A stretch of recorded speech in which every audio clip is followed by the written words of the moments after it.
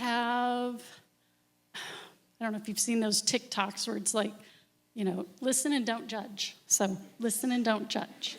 But I've been married and divorced twice. My ex-in-laws go to church with me. So my second divorce was kind of this new journey that I've been on. And after each divorce, I got a degree. So it's like, well, I got to start taking care of myself now. I guess I'll go get a degree.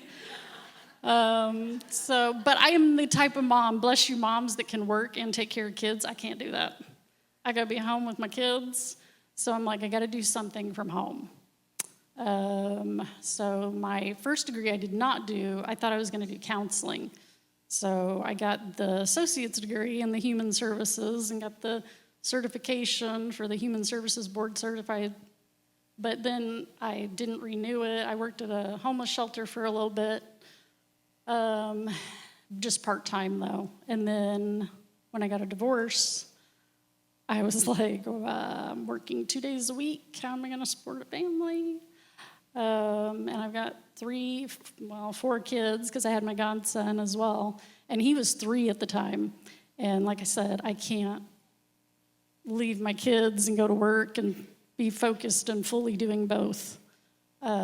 So somebody said, I do medical coding from home. And I'm like, oh, okay, I could do that. So I went to school. Got the degree.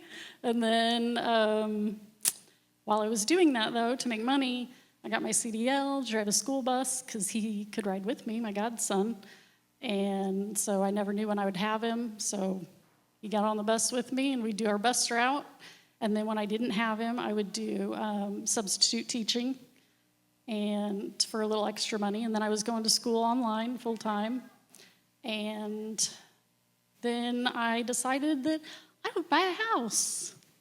And let me tell you, I was not prepared for the things involved in remodeling a house. And this thing, it needed a gut, and it did get gutted. And I lived without a kitchen for 1.5 years.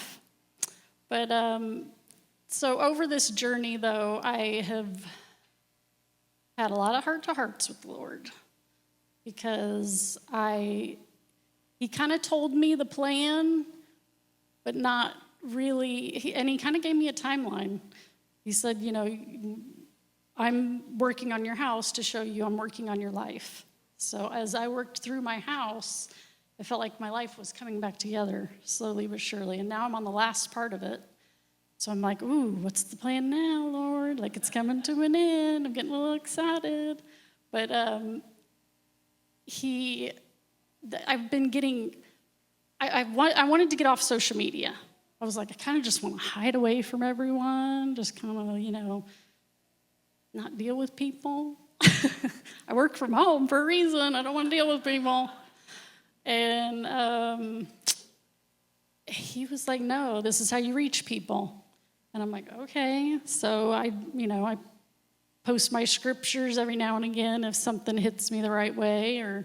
But oddly enough, random people that I don't talk to have been inboxing me about marital issues. And I'm like, I am the wrong one to be messaging about what to do in your marriage, because I've been married and divorced twice. Like, obviously I don't have it figured out. But the Lord gave me a message, and so I've been sharing it with them. And it's something that he shared with me initially. And I shared it at our women's Bible study, and he's continued to have me share it. When I got a divorce, it was really hard for me to kind of know what to do as far as relationship, because nobody's perfect. So when you get into a relationship, where's the line? Like what do you put up with? And the way I was raised, you put up with anything. And yeah, you talk to your spouse about it, but sometimes they don't listen, and then you just have to deal with it. That's the way I was raised. And the Lord told me otherwise. And when he shared this with me, everything changed. My relationship with him changed. He said, I'm the king. You are my daughter. You're a princess, and so you shall be treated. You get whatever you allow. And I realized then that he had better for me. And that if a man's heart is not with the Lord, I don't have any use for him. I'm not settling. And so my message to women is you don't have to put up with it. And sometimes when you walk away, they reach higher. And for my situation, the Lord told me to walk away so that my ex could reach for the Lord instead of me. He idolized me when he should have been idolizing the Lord. So sometimes it takes you walking away to help others. And he's going to have a relationship with the Lord. The Lord's already told me. But I have to stay out of the way. Let God do his work. And I thought, well, I would be good for somebody who needs the Lord. That's kind of insulting. He's like, no, you're not. I do the work, not you. And that's where I was getting it wrong. I thought, well, I can help. No, you can't. Sometimes your helping is enabling. So you got to step aside and let the Lord do his work.